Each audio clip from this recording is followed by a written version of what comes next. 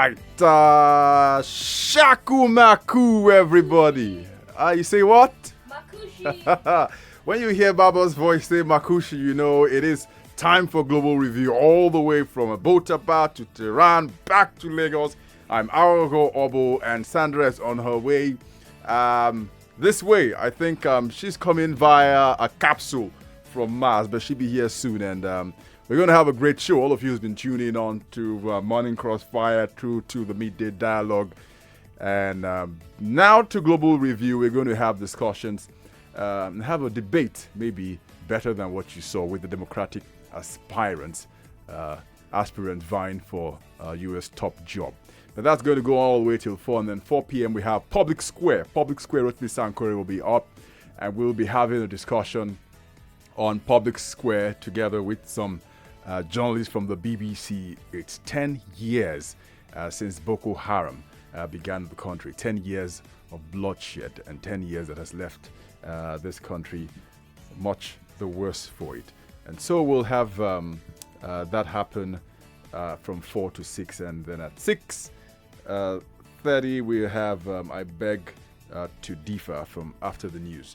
So that's what we're going to have discussions on today, and I promise you it's going to be a great show. So, Baba, what's been going on? It's been good, especially the debates. Okay, you've been going through the entire debate, I'm sure. And how's it been like? We're going to come to Baba's first thoughts about the debate right after this, but don't go anywhere. It's Global Review, and we're going to have a great time this afternoon. Please stay with us. This is Global Review on Hard Facts.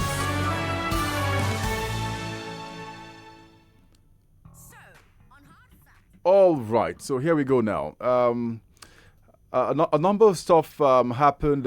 Well, 2 big debates. First happened in June, and then July was supposed to be a time for us to have a look at just what has happened so far with the debate in the United States, and whether the big question people had asked when this had happened, what they thought this double header, the first that happened in Miami where they had exchanges, 20 of them Democratic aspirants, revealed some real divides in that debate and going into the 2020 primaries. They're divided on policy, divided on immigration, on trade and healthcare. Division even on whether or not to begin impeachment investigation of Donald Trump, or what such a political price that will be, whether it's too high. There's also talk about the ages of the candidates. 70 too old or too young? So that's just about things that happened there, and we'll look at the high points, the low points, lessons to be learned, and who's been the winner or who's been the loser in the debates that happened in Detroit. Baba, what are your first impressions about the Democratic Party debate? The Democratic Party are really divided. On policy, you're either a socialist or you're either a moderate right now in the Democratic Party. And they're willing to stoop really low. They've even started attacking Barack Obama just to attack Joe Biden.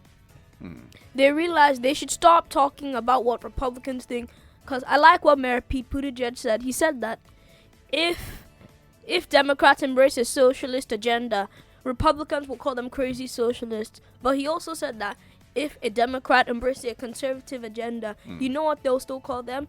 Crazy socialists. So they should just try and unite, find a message, and they should stop caring about what the Republicans think. Yeah, and I know it's still some time to the main election, but I'm sure a lot of people watching and thinking about what does this portend, not just for the Democratic Party, but for the United States, because whoever emerges will square up with Donald Trump next year when the conventions have happened. From what you saw, tell me the big talking points for you. But you didn't really like to do it in news. We go for the what you thought were the low points before we go to the high points. What were the low points for you in what you thought you expected to see during the debates in Detroit and you did not see, and what you thought, boy, this shouldn't have happened at all? what I thought really shouldn't have happened was that candidates actually attacking Barack Obama. Barack Obama has higher approval ratings than Donald Trump. They were trying to attack Obama just as a front to attack Joe Biden. But at the same time, Joe Biden invokes Obama's name a lot. He uses Obama as a shield, so that really annoyed other candidates because it's a really dumb idea to attack the most beloved person in your party. Obama has 95% approval rating amongst Democrats, 99% approval rating amongst the black population, and in the Midwest, the places where the Democrats lost the election in 2016, Obama has a 60% approval rating. So it's a really bad decision to go and attack him. And one thing I've known about the debates many times when they happen is that all of the participants are looking at the polls after the debate has happened to see whether they've made any improvement or not. You know, the debate that happened in June in Miami, Joe Biden, former vice president, and who's considered to be the leading candidate according to several polls, took a lot of bashing on how his gaffes, and a lot of people thought that he didn't really do well in that debate. And this was supposed to be the opportunity for him to make amends, many have said. So let's start with Joe Biden. Did Joe Biden make amends? Was he the clear winner, or you think he did not come up to speed one more time? Him and Harris, they didn't flop, but at the same time, they didn't really succeed. They were outshined by Cory Booker because Biden and Harris, they were on the defensive for most of the debate as they were the two front runners for that night. So he didn't exactly flop, but at the same time, he didn't succeed. It was okay. He still made amends because his polling numbers have recovered now. Okay. So you think it was such a great strategy from all the other guys to throw daggers at Biden to see if they could get him to budge? Or was that sort of strategy something that you expected to happen, or you thought they probably would have tried some other strategy? I expected that to happen. Everyone went in for Biden. Because as the number one front runner, he has a huge target on his back that everyone will try and hit. Everyone is going to try and bring him down to enhance their own campaign. I don't think that's a good idea because the last person who did that, Rep. Eric Swalwell, in the June debates, he said that Biden should pass the torch. 2 weeks later, his campaign ended. So I think they should try and focus on their own policies because in the last debates, those who attacked Biden, their polling numbers actually took a hit and some of them dropped out. Bad idea. Yeah. Well, if you just join the conversation, we're reviewing during Global Review the debate that happened this week for 20 Democratic aspirants, doubleheader. First that happened in June in Miami. They moved to Detroit this week, and we had some real fierce exchanges among them. You can join the conversation. We're on social media on Facebook and Twitter. We have this live streaming, which means that you can watch Baba and I, and also if you got comments on what you're seeing or what you think about the race to the U.S. White House. What are your thoughts about that one? Later, I'm going to tell you about the questions I'm going to be throwing to you if we're going to be comparing notes between Nigeria and the United States on what you think are the areas you think we should copy or the one we should throw out the window, especially when it comes to things like campaign financing or how the candidates, or the aspirants rather, are chosen. Kamala Harris, former Senator and former Attorney General of California, did have a great time in June. What do you think about this time around for Kamala? Was the bar too high for her this time, and she didn't do as much people expected to build on her Miami her Miami show? I agree with you. She was under attack a lot. It was so hard to go on the attack. So she did pretty well, in my opinion, because she was on the defense. She no gaffes, no nothing. She held her own really well against all the attacks. Besides, she has arguably one of the darkest pasts amongst any of the candidates. Tell us about it. She used to be a prosecutor in California, the largest state. She made some controversial decisions along the lines of immigration and crime. So people use that as fodder, like Tulsi Gabbard, the rep from Hawaii. Good. She used that to attack Harris. Harris held her own pretty well because she could have had a gaffe or something could have happened. No, she held on and she still did well. You know, comments made by I can't remember the aspirant now, who said that while she was Attorney General, she did make a lot of prosecutions, and a lot of people were put in prison for marijuana. You remember? Yes. It's Gabbard who said that. Gabbard. And to imagine years later, she's joking about her use of marijuana as she being a hypocrite. Do you think she's going to be able to recover from that sort of behavior? To, on the one hand, go after people who, hooked on marijuana, and then get them jailed for marijuana-related offense, and on the other hand, just lightly say, I once did that. I think a lot of Americans are hypocrites. That's the kind of thing a lot of Americans like. Their leaders telling them the truth. But at the same time, in a general election situation, Trump politics is dirty. He's going to use that against Harris as a dog whistle for his base. Oh. So, yes, the truth is good, but in some cases, the truth can hurt.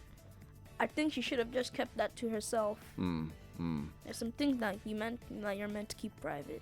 Oh, absolutely.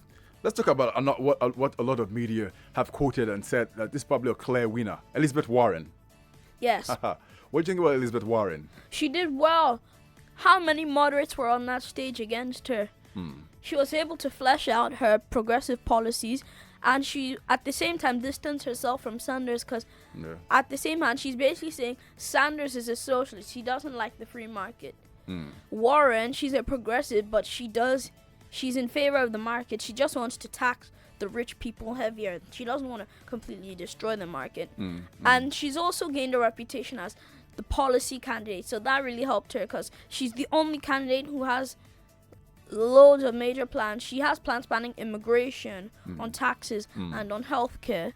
So she could use those points from her proposals during the debate, instead of other candidates saying random stuff that they saw in some newspaper, because they don't have the policies. So she did well.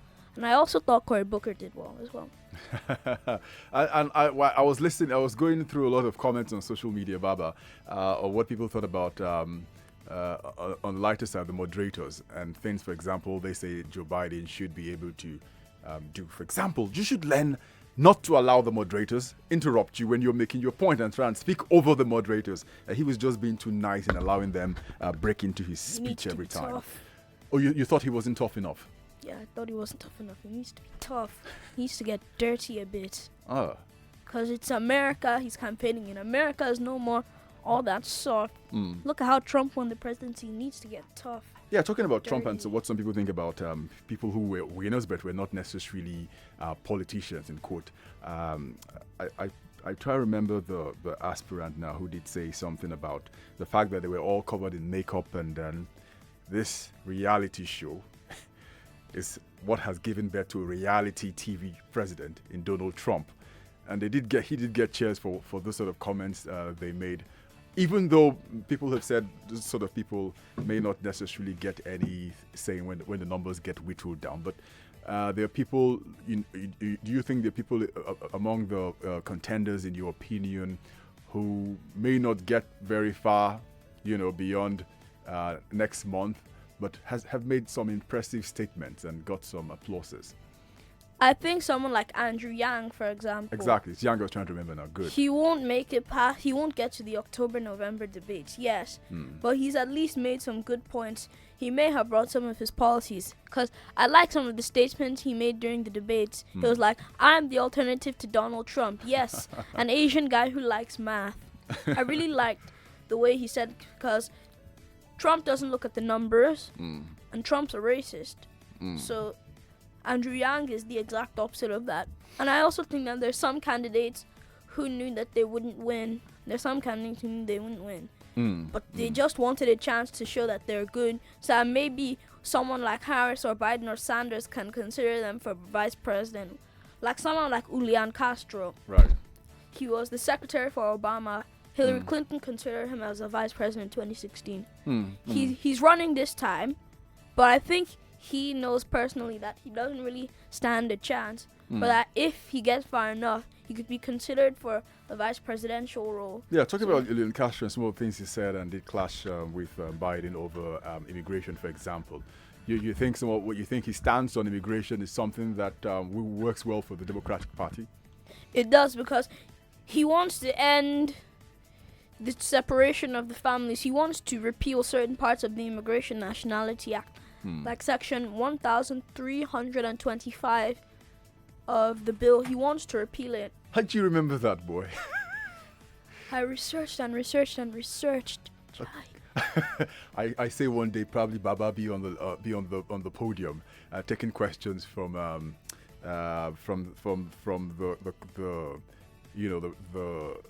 content. Well, taking questions from the presenters on what he thinks is the best policy and the way forward for the United States. I deliberately left out Bernie Sanders because he's been together with Biden the biggest names we've been hearing on the campaign trail for the Democratic Party. What are your thoughts about what Sanders did with the double-header debate?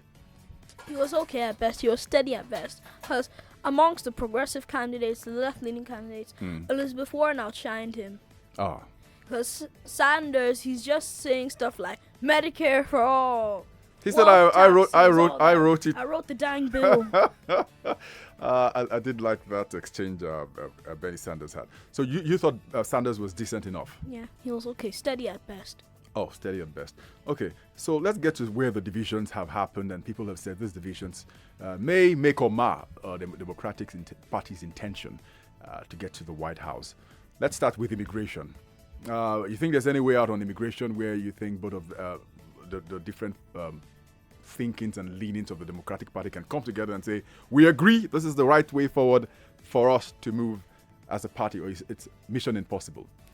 I think on something like childcare and how they should stop separating families, I think they can agree on that.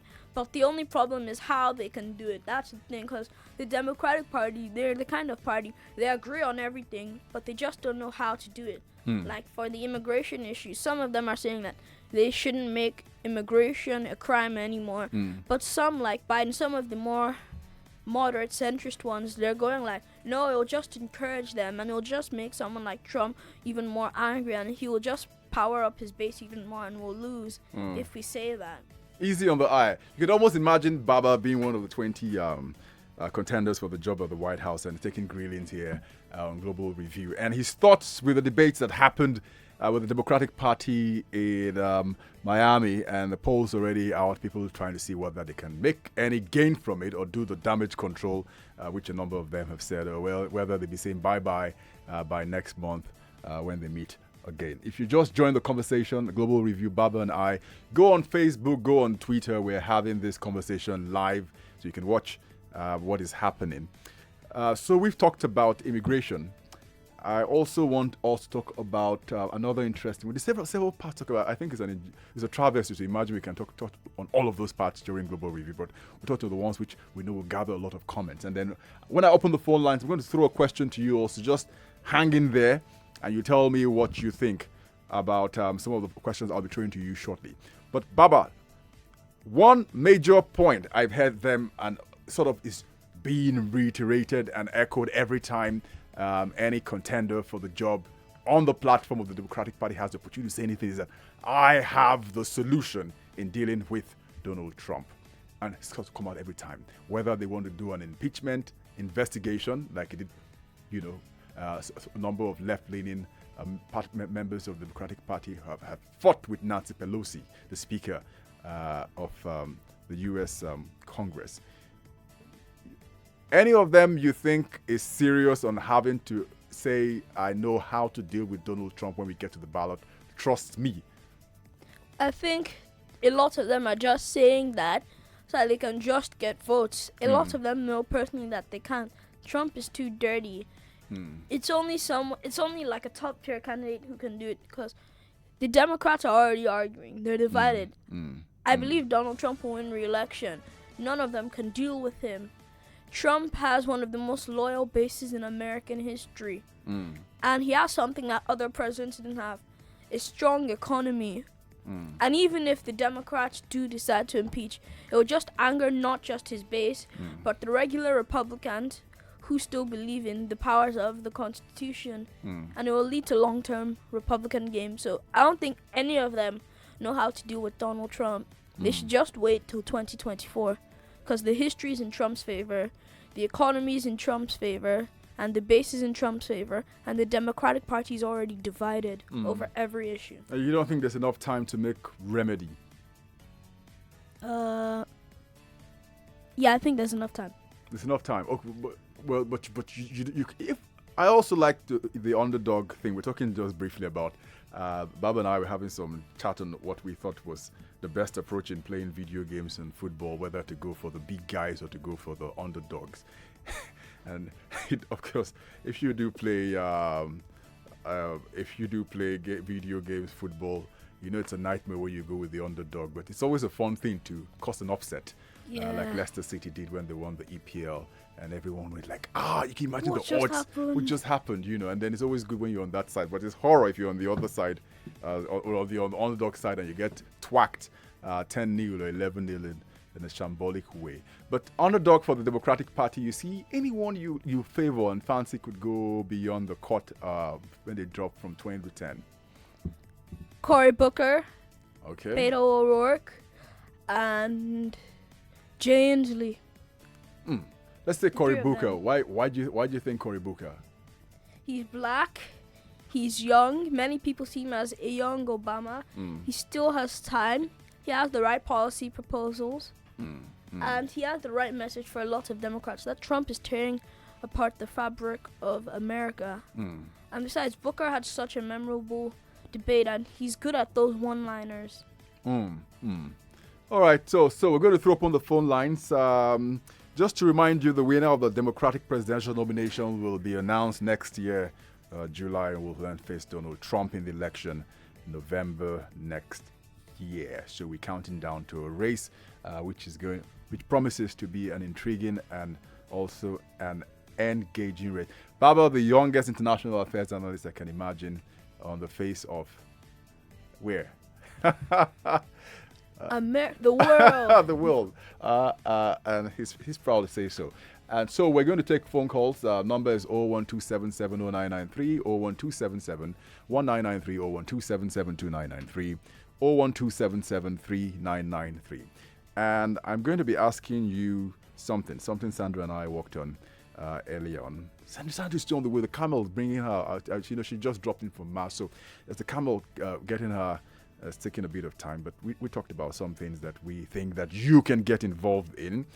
American parties have direct primaries in which every party member can vote. Nigerian parties usually have indirect primaries where only delegates vote. Which system do you think is better? Would you join a party that doesn't have direct primaries? That's one question I want to hear your response to. Candidates in American elections receive donations from the voters, including the poor. Why is it that in Nigeria voters expect money from the candidates in ways we've seen, in quote, vote buying has been greatly discussed. So those 2 points, I want you guys to deal with that, but I'll ask you that one first, Baba, on what you think about the American system of voting through the party members in saying this is how we're going to get.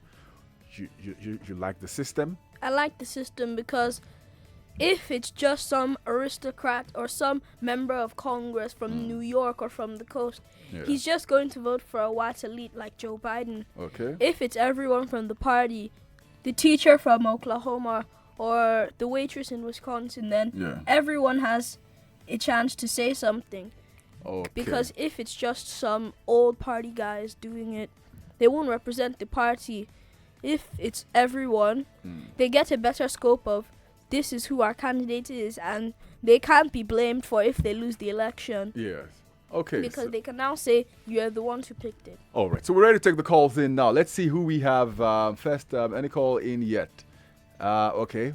So you can call in quickly. 012770993, 012771993, 012772993, and 012773993. Tell us what you think about the discussions we're having. Also tell us whether the American system of choosing its standard bearer for the presidential election is something you fancy. Hello and welcome to Global Review on 99.3 Nigeria Info. Yeah, good afternoon. Good afternoon. Good afternoon. Yeah, it's Mr. Nigeria talking. Hey, Mr. Nigeria. Yeah, I'm enjoying your program always. Aha. Like the American system of voting is primaries.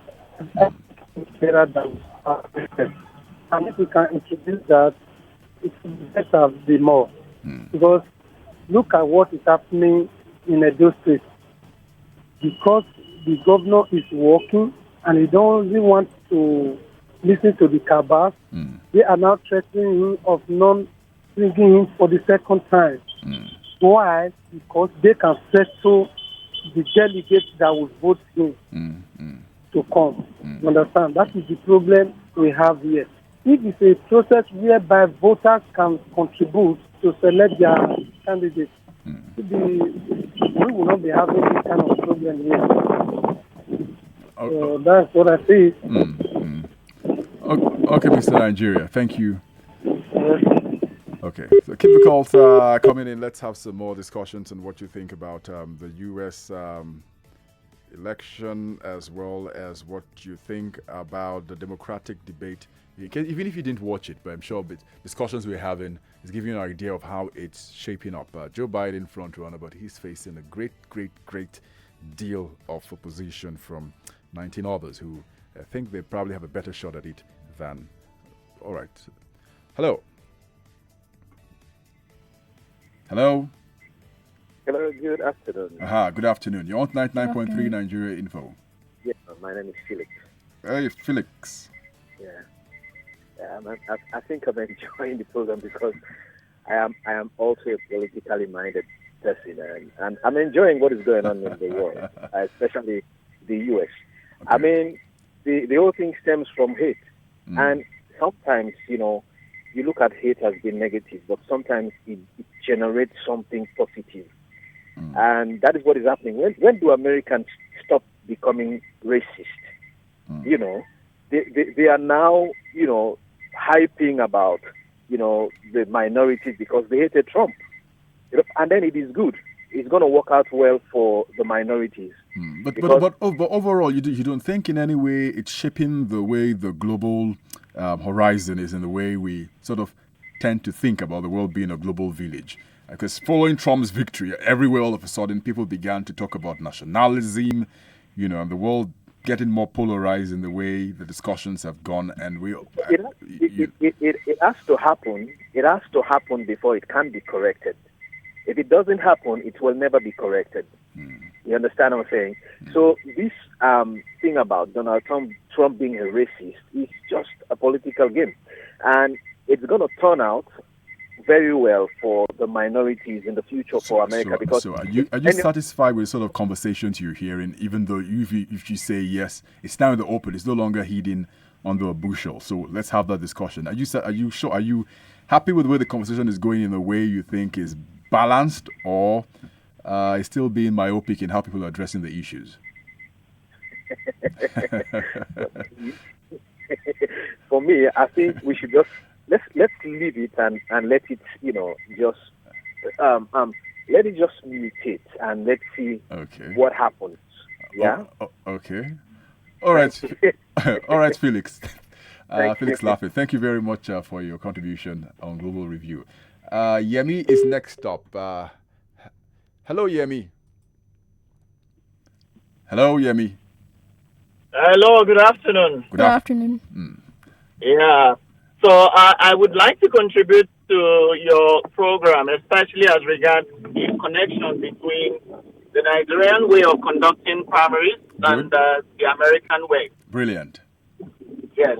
Now, if you look at it, I actually did a very brief analysis during the 2019 elections in Nigeria. Good. And I discovered how difficult it is now for godfathers to appoint political elective holders, especially during primaries. It used to be a lot easier, and that is because now that we have one or two political parties going the direct primary way, in the sense that they, almost every member of the party can now be interested, and that means you now have a very large percentage of the populace taking that decision. So imagine that there are a political party, maybe one of the big guys have 500,000 members in Lagos, and you want to bribe 500,000 people. You will think very well about it because it's now very expensive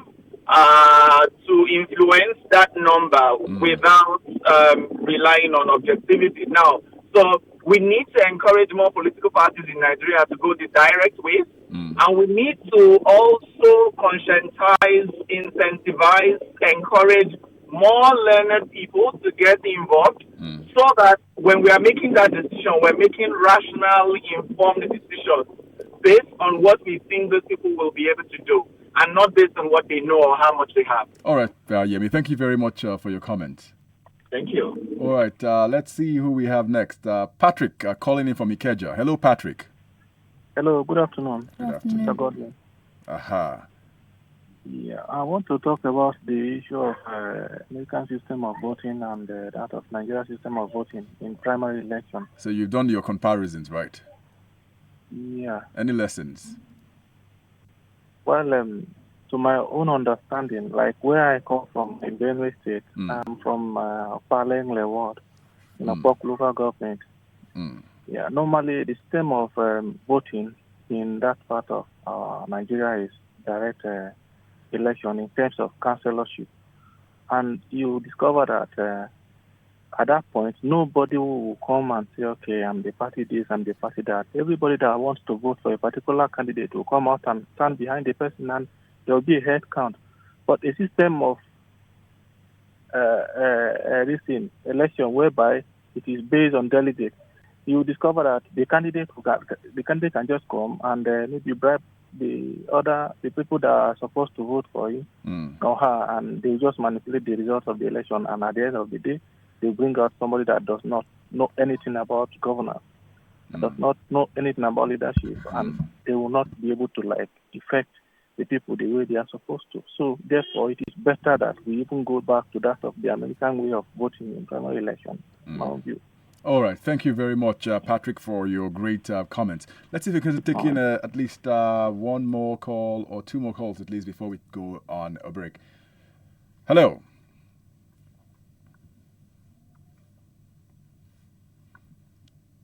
Hello, Chooks.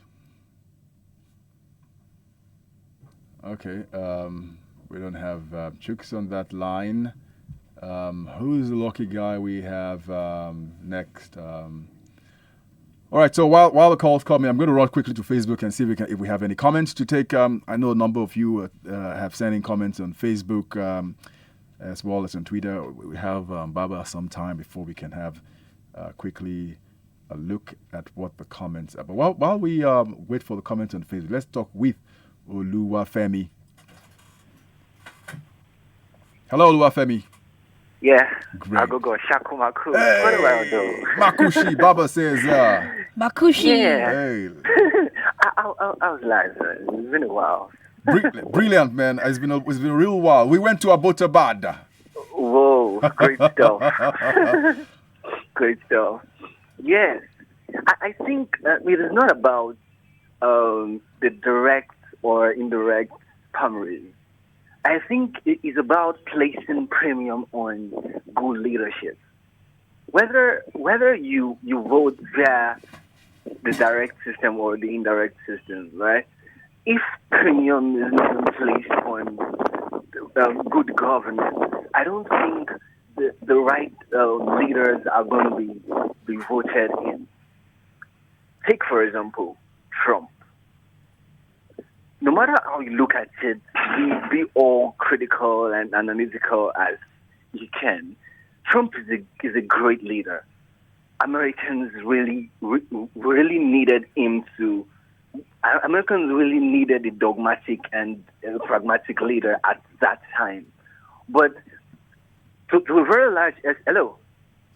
Go ahead. Yeah, to a very large extent, it became.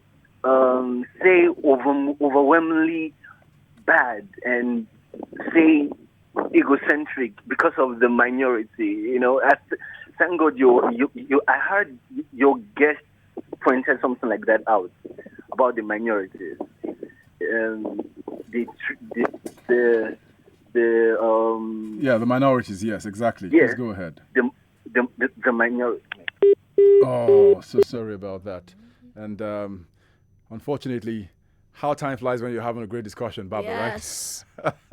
Okay, I'll save the final thoughts for you, Baba, on what you think about the Democratic Party and the winners and the losers, and what you think, if you had a crystal ball, is the way forward for the party as it approaches this important task in saying who's going to go against Donald Trump come November next year. What will that thought be in a minute? I Yeah, think Baba. that Joe Biden, he's going to get the nomination, but that will be very close. It will be a contested convention. They won't know who's going to be the candidate until the convention. Him, Bernie, Pete Buttigieg, and Kamala and Elizabeth Warren, they're going to be at it. Then in November, the way the party would be divided, I think Donald Trump would win re-election. It's my crystal ball. Donald Trump's going to win re-election. Your crystal ball. Okay, let's see whether Baba's crystal ball will be right or wrong come next year. But still some distance to go. We're still More than a year. Yeah, more than a year. So we're still in line for a very exciting race to see how it goes. Of course, you know how they say it. Great viewing for the neutrals. Yeah. All right. Not for the faint-hearted. Not for the faint-hearted. We'll go where Eagles dare. All right, so that's it on Global Review. Take a quick break. When we come back, we will be hooking up with Rotimi Sankore. Public Square. Let's talk about 10 years of Boko Haram. What have we learnt or what have we not learnt?